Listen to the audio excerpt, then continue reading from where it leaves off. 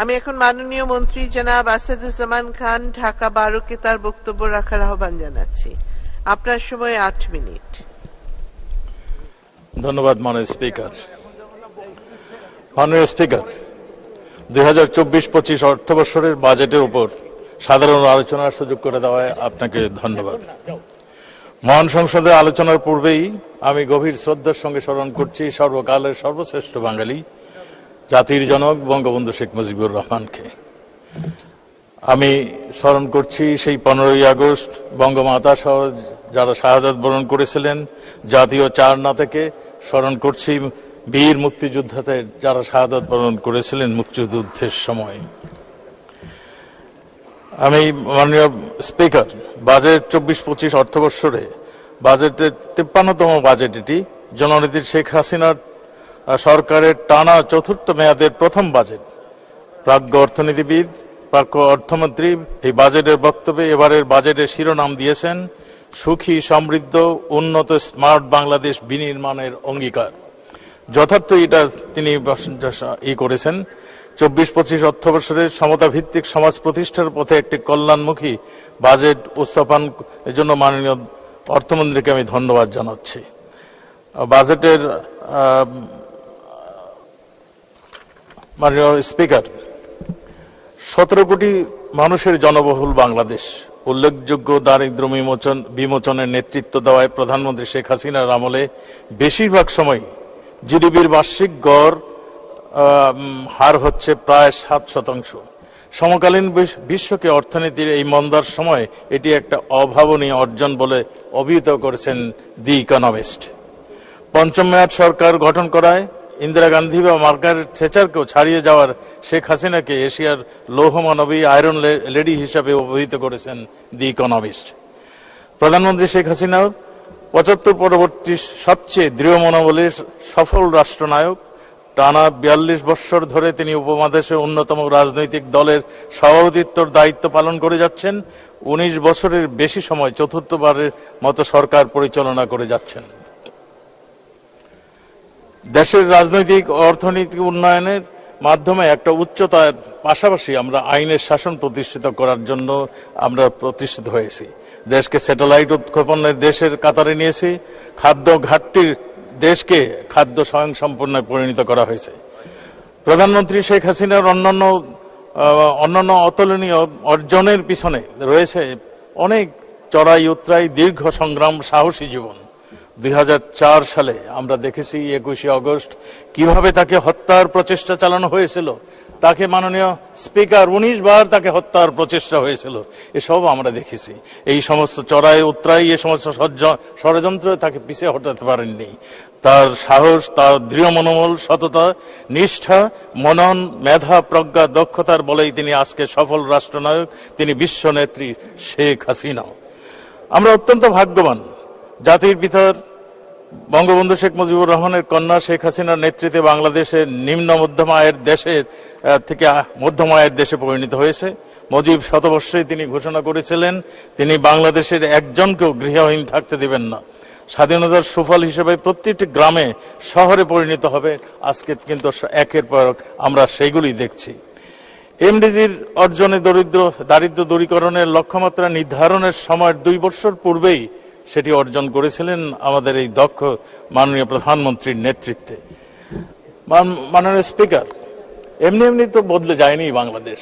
তিনি 2008-এ বলেছিলেন তিনি বদলে দেবেন বাংলাদেশকে। তার দক্ষতা, তার যে সুদূর প্রসারী চিন্তা, সবগুলোই এর কারণ ছিল। মাননীয় স্পিকার, তিনি নারীর ক্ষমতায়নের কথা বলেছিলেন। আজকে নারীর ক্ষমতায়নের জন্য, তার ভূমিকার জন্য এজেন্ট অফ চেঞ্জ অ্যাওয়ার্ডে ভূষিত করা হয়। ইউএন উইমেনের পক্ষ থেকে প্ল্যানেট 50-50 চ্যাম্পিয়ন ঘোষণা করেছেন। ওয়ার্ল্ড ইকোনমিক ফোরামের প্রতিবেদনে তিনি নারীর রাজনৈতিক ক্ষমতায়নে বাংলাদেশ বিশ্বের শীর্ষ দেশগুলির একটি, বাংলাদেশ নারীর উন্নয়নে একটা আদর্শ দেশ। রাষ্ট্রীয় শীর্ষ পদে নারীর অবস্থান, বাংলাদেশ বিশ্বের অন্যতম জেন্ডার ইকুয়ালিটিতে বাংলাদেশ আজকে দক্ষিণ এশিয়ার শীর্ষস্থানে অবস্থান রয়েছে। মাননীয় স্পিকার, তিনি শুধু নারীর ক্ষমতায়ন নয়, তিনি বিশ্বে মানবতার জননী। তাকে বলা হয় মাদার অফ হিউম্যানিটি, তাকে বলা হয় স্টার অফ দি ইস্ট। তিনি এখন একজন বিশ্ব নেত্রী। মাননীয় স্পিকার, আমি বিশ্বের যেখানেই গিয়েছি সেখানেই নেতারা আমাকে জিজ্ঞাসা করেছেন, মাননীয় প্রধানমন্ত্রী, তোমাদের মাননীয় প্রধানমন্ত্রীর জাদু কি? আমি তখন বলেছি, তিনি বঙ্গবন্ধুর কন্যা। বঙ্গবন্ধু যেমন দেশকে ভালোবাসতেন, বঙ্গবন্ধু যেমন এদেশের মানুষকে হৃদয় দিয়ে ভালোবাসতেন, আজকে বঙ্গবন্ধুর কন্যাও সেইভাবে এ দেশকে ভালোবাসেন, হৃদয় দিয়ে ভালোবাসেন। আজকে সেই জন্যই এদেশের মানুষ তাকে হৃদয় দিয়ে ভালোবাসেন। মাননীয় স্পিকার, উনি স্বাস্থ্য খাতে কমিউনিটি ক্লিনিক করেছিলেন, তার সুফল আমরা পেয়েছি। আজকে আমাদের 60 বছর গড় আয়ু থেকে আমরা আজকে 72 প্লাস আমরা গড় আয়ু পেয়েছি। কমিউনিটি ক্লিনিকের সাফল্য ইউনাইটেড নেশনের রেজুলেশন অ্যাডপ্ট করার নাম দিয়েছে শেখ হাসিনার ইনিশিয়েটিভ। মাননীয় স্পিকার, আমি আগেই বলেছি, তিনি শুধু আমাদের নেতা নন, তিনি বিশ্ব নেতৃত্বে পরিণত হয়েছেন। মাননীয় স্পিকার, বঙ্গবন্ধু আমাদের জাতির পিতা শেখ মুজিবুর রহমান 1975-এ রাজাবাগ প্যারেড গ্রাউন্ডে প্রথম পুলিশ সপ্তাহে উপলক্ষে বলেছিলেন, একটি কথা তোমরা ভুললে চলবে না পুলিশদের উদ্দেশ্যে, আপনারা স্বাধীন দেশের পুলিশ, আপনারা বিদেশি শোষকদের পুলিশ নন, জনগণের পুলিশ। আপনাদের কর্তব্য জনগণের সেবা করা, জনগণকে ভালোবাসা, দুর্দিনে জনগণের সাহায্য করা। আজ আমি বলতে চাই, বঙ্গবন্ধুর যোগ্য উত্তরসূরি মাননীয় প্রধানমন্ত্রীর নেতৃত্বে বর্তমান পুলিশ সত্যিকার অর্থে জনবান্ধব পুলিশে পরিণত হয়েছে। মাননীয় স্পিকার, আমরা দেখেছি করোনার সময় মাতার ডেড বডি সন্তানরা হসপিটাল থেকে ফেলে চলে গিয়েছেন, এই পুলিশ তার দাফন কাফন করেছে। মাননীয় স্পিকার, আমরা করোনা কালের সময়ের কথা সবসময় আজকে জনগণের পাশে আজকে পুলিশ দাঁড়িয়েছে। সেই জন্যই আমরা ইউনাইটেড নেশনে আমাকে মাননীয় প্রধানমন্ত্রী একটা সেমিনারে পাঠিয়েছিলেন। সেখানে কথা হচ্ছিল যে সাস্টেইনেবল ডেভেলপমেন্টের জন্য কি প্রয়োজন। সাস্টেইনেবল ডেভেলপমেন্টের জন্য বলা হয়েছিল সাস্টেইনেবল পিস। আমি তার সঙ্গে একটু যুক্ত করে বলছিলাম, সাস্টেইনেবল পিস থাকতে হলে সাস্টেইনেবল সিকিউরিটির দরকার। আমাদের মাননীয় প্রধানমন্ত্রী সেই সাস্টেইনেবল সিকিউরিটির জন্য আমাদেরকে ঘোষণা দিয়েছিলেন, তিনি জিরো টলারেন্সের কথা বলেছিলেন। আমাদের পুলিশ, আমাদের নিরাপত্তা বাহিনী আজকে জিরো টলারেন্স নীতি অবলম্বন করেই তারা দেশের শান্তি শৃঙ্খলা রক্ষার্থে কাজ করে যাচ্ছেন। আজকে পুলিশ যে কোনো চ্যালেঞ্জ মোকাবেলায় তারা সফল হচ্ছেন। জঙ্গি দমন বলেন, মাদক ব্যবসা বলেন, সন্ত্রাস দমন বলেন, চরমপন্থী আত্মসমর্পণ বলেন, জলদস্যু সারেন্ডার বলেন, সবই কিন্তু একের পর এক আপনারা দেখেছেন আমাদের মাননীয় প্রধানমন্ত্রীর দিক নির্দেশনায় একের পর এক আমরা সফল হয়েছি। মাননীয় স্পিকার, মাননীয় মন্ত্রী 3 মিনিট। জি ধন্যবাদ মাননীয় স্পিকার। আমরা 16 বছর আগের যদি পুলিশ, আমি আগেই বলেছি, এই পুলিশ এক নয়। এই পুলিশ আজকে জনগণের পুলিশ, আজকে জনগণের আস্থার বিশ্বাসের জায়গায় চলে আসছে। মাননীয় স্পিকার, আরেকটি পুলিশের উন্নত সেবা আমরা সবাই আজকে দেশবাসী ভোগ করছেন। আমাদের অ্যাডভাইজার, আইসিটি অ্যাডভাইজার সজীব ওয়াজেদের জয় ব্রেন চাইল্ড 999। আজকে যে কোনো লোক যে কোনোখানে থেকে 99-এ ফোন করলেই পুলিশ সেখানে উপস্থিত হচ্ছে, অ্যাম্বুলেন্স সেখানে যাচ্ছে, ফায়ার সার্ভিসের লোক সেখানে যাচ্ছে। মাননীয় স্পিকার, জনগণের পুলিশ আমরা সেই জন্যই বলি, আজকে পুলিশ জনগণের সেবক হয়েছে। আগে যে আমরা পুলিশকে ভয় পেতাম, আমরা যখন ছাত্র ছিলাম পুলিশ দেখলে সরে যেতাম। এখন কিন্তু পুলিশ আমরা দেখলে জনগণ তার কাছে যায়। আমরা পুলিশকে সুন্দরভাবে সাজানোর জন্য আমরা প্রচেষ্টা নিয়েছি। এই সেবাকে সহজ করার জন্য আমরা জনমুখী প্রয়াস আমরা চালু করেছি। আমরা জিডি যে কোনো ব্যক্তি অনলাইনে জিডি ঘরে বসে করতে পারে, আমরা সেই চেষ্টাটা আমরা করে যাচ্ছি। আমরা মাননীয় স্পিকার, জঙ্গি দমনের আইন শৃঙ্খলা বাহিনী জীবন বাজি রেখে জঙ্গিদের বিরুদ্ধে লড়াই করেছে। আমি আগেই বলেছি, 2009-এ পুলিশের জনবল ছিল 1,30,000, বর্তমান পুলিশের জনবল 2,13,000 ও বেশি। 2009 থেকে 23 সাল পর্যন্ত 1,19,919 জন পুলিশ মাননীয় প্রধানমন্ত্রীর দিক নির্দেশনায় আমাদের পুলিশ বাহিনীতে যোগ হয়েছে। জাতির পিতা শেখ মুজিবুর রহমান 1974 সালে নারী পুলিশ সদস্য নিয়োগ দিয়ে গিয়েছিলেন। আজকে মাননীয় প্রধানমন্ত্রীর দিক নির্দেশনায় আমরা পুলিশে প্রায় 8% নারীর সদস্য রাখার জন্য আমরা প্রচেষ্টা নিয়েছি, এবং যেখানে আমরা করেছি নারী সদস্যরা তারা অত্যন্ত সফলতার সঙ্গে কাজ করে যাচ্ছে। আমাদের পুলিশকে সমৃদ্ধ করার জন্য আমরা টুরিস্ট পুলিশ, নৌ পুলিশ, আমরা দুর্ঘটনা রোধের জন্য হাইওয়ে পুলিশ, আমরা ইন্ডাস্ট্রিয়াল পুলিশ, আমরা জঙ্গি দমনে কাউন্টার টেররিজম ইউনিট, আমরা এটিও, এগুলি সবগুলোই, এবং উন্নত তদন্তের জন্য আমরা পিবিআই আমরা গঠন করেছি মাননীয় স্পিকার। এরা সবাই অত্যন্ত সফলতার সঙ্গে তারা কাজ করছে বলেই আমরা সেই জায়গাটিতে আসছি। মাননীয় প্রধানমন্ত্রীর ডিজায়ার অনুযায়ী আমরা সেই নিরাপত্তার কাজটি আমরা সঠিকভাবে পুলিশ করছেন, সেই জন্যই আজকে শান্তিতে ব্যবসা বাণিজ্যের থেকে সবকিছুই হচ্ছে। আমরা মাননীয় স্পিকার, র্যাব একটা এলিট ফোর্স। র্যাব তার দক্ষতায়, তার অভিযানিক সক্ষমতায় তারা আজকে জনগণের আস্থার জায়গায় পরিণত হয়েছে। র্যাব আজকে অবৈধ অস্ত্র উদ্ধার, মাদকদ্রব্য চোরাচালান রোধ, জনসাধারণের জানমালের নিরাপত্তার বিধান সহ সমস্ত ভূমিকা যেখানেই র্যাবকে দায়িত্ব দেওয়া হয়, র্যাব সঠিক কাজটি করছে বলেই আমরা সেই জায়গাটিতে যেতে পেরেছি। প্রতিষ্ঠার পরের থেকেই র্যাব 2500 সন্ত্রাসী জঙ্গি গ্রেফতার করেছিলেন বিপুল পরিমাণ। জি মাননীয় মন্ত্রী, 5 মিনিট। জি, অবৈধ অস্ত্র, গোলাবারুদ, বিস্ফোরক, জিহাদি বই, এগুলি এই চরমপন্থী সন্ত্রাসীদেরকে ধরেছিল বলেই আমরা জঙ্গি দমনে সক্ষম হয়েছি। আমাদের পুলিশের পাশাপাশি র্যাব তাদের ভূমিকা রেখেছিল বলেই আমরা জঙ্গি দমনে মাননীয় প্রধানমন্ত্রীর দিক নির্দেশনায় আমরা সফল হয়েছি। র্যাবের কার্যক্রমে প্রধানমন্ত্রী 2018 সালে নভেম্বর মাসে সুন্দরবনকে দস্যুমুক্ত ঘোষণা করতে পেরেছিলেন মাননীয় স্পিকার। শুধু তাই নয়, আমরা চরমপন্থী পাবনাতে 600-ও বেশি চরমপন্থী সারেন্ডার করেছে একবারে। সিরাজগঞ্জে 200-ও বেশি চরমপন্থী সারেন্ডার করলো। মাদক যারা ব্যবসা করতো তারা সারেন্ডার করেছে।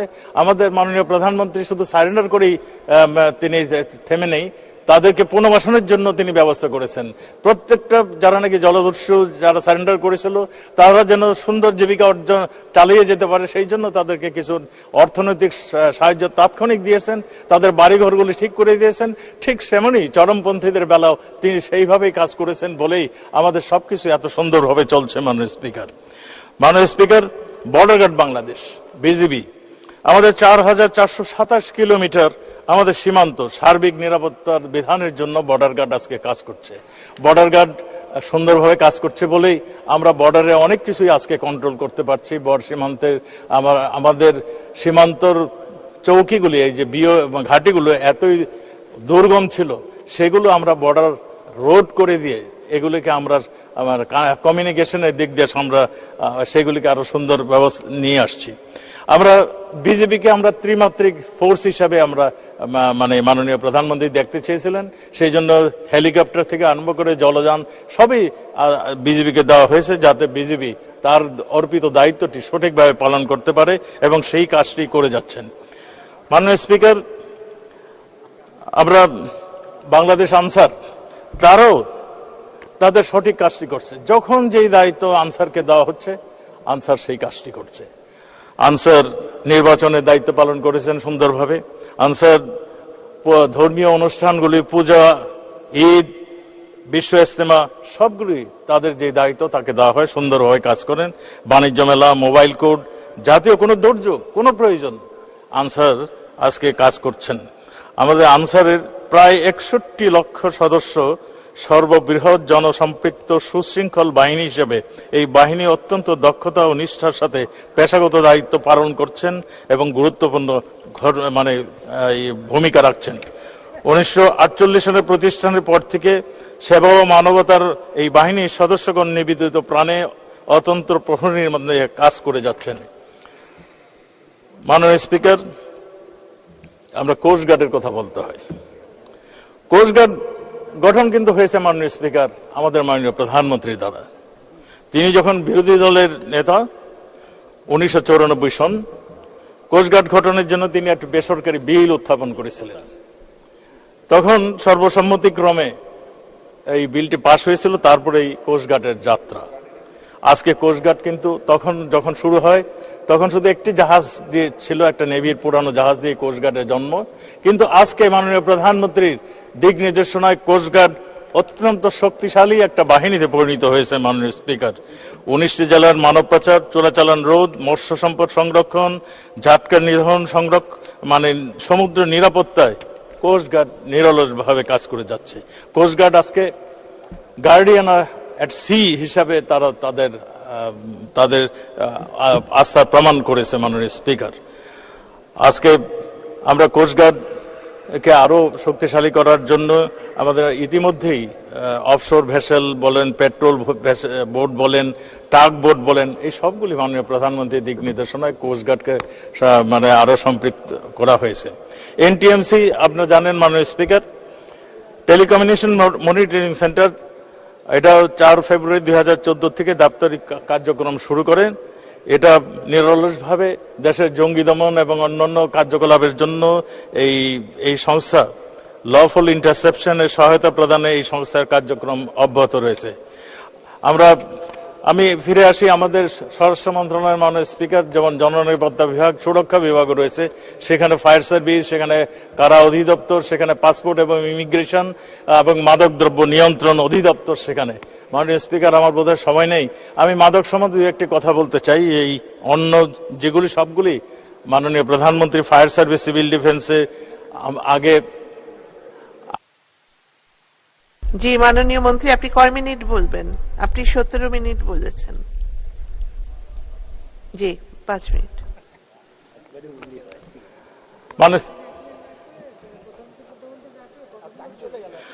মাননীয় স্পিকার, ফায়ার সার্ভিস, আমরা দমকল বাহিনী বলা হতো। ফায়ার সার্ভিস আগুন নিভে যায়, তারপর ফায়ার সার্ভিস যায়, এটাই ছিল ফায়ার সার্ভিস। আজকে কিন্তু ফায়ার সার্ভিস যেখানেই দুর্ঘটনা ঘটে, যেখানেই মানে অগ্নিপাত হয়, ঠিক ফায়ার সার্ভিস কিন্তু সেই পাশে যায় দাঁড়ায়। এবং তার সক্ষমতা বৃদ্ধির জন্য আমরা 2008-এ দেখেছিলাম আমাদের একটি বহুতল মার্কেটে আগুন ধরেছিল, ফায়ার সার্ভিস 6 তলার উপরে যেতে পারতো না। এখন মাননীয় স্পিকার, মাননীয় প্রধানমন্ত্রীর নির্দেশনায় ফায়ার সার্ভিস আজকে মানে 24 তলা পর্যন্ত উঠতে পারে এবং তাদের নানা ধরনের যন্ত্রপাতি যা প্রয়োজন তাদের দ্বারা আমরা ইকুইপ করেছি। মাননীয় স্পিকার, আমরা ফায়ার সার্ভিস আপনাদের সাহসী ভূমিকা তাদের দেখেছেন, কন্টেইনার টার্মিনালে তারা জীবন দিয়েছেন, তবু তারা পিছিয়ে হটেন নাই।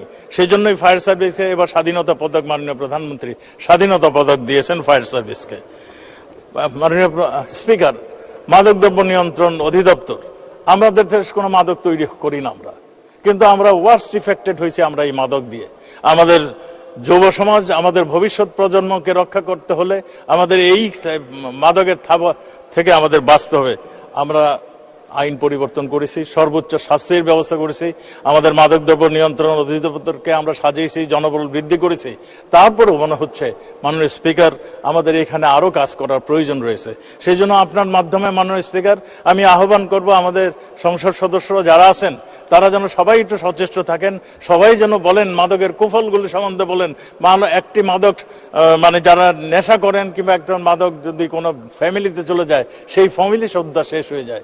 সেই জন্যই আমাদের সবাইকে এগিয়ে আসতে হবে, এর বিরুদ্ধে আমাদের ঘুরে দাঁড়াতে হবে। মাননীয় স্পিকার, যেমনি করে আমরা জঙ্গিদের বিরুদ্ধে ঘুরে দাঁড়িয়েছিলাম, এদেশের জনগণ ঘুরে দাঁড়িয়েছিলেন, ঠিক সেমনি বোধহয় আমাদের এই মাদকের বিরুদ্ধে ঘুরে দাঁড়াতে হবে এই দেশের সমাজকে।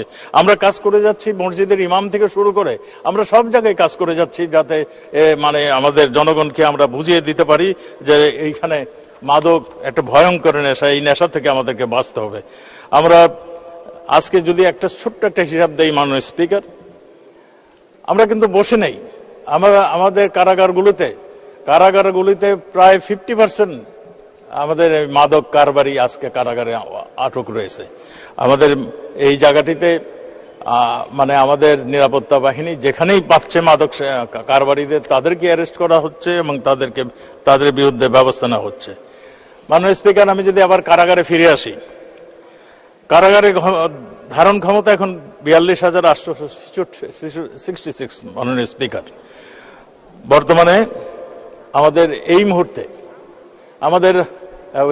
আমাদের বিএনপি যে বিরোধী দলে ছিলেন যারা, তারা নানান ধরনের কথা বলেন, তাদেরই নাকি 26,000, 20,000, 22,000 তাদের এখানে আটক রয়েছে।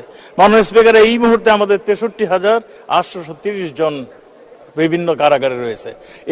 এটার সংখ্যা মাঝে মাঝে বাড়ে, এটা সঠিক, কিন্তু আমরা কাউকে কোনো রাজনৈতিক কারণে কাউকে আমরা অ্যারেস্ট করি নাই মাননীয় স্পিকার।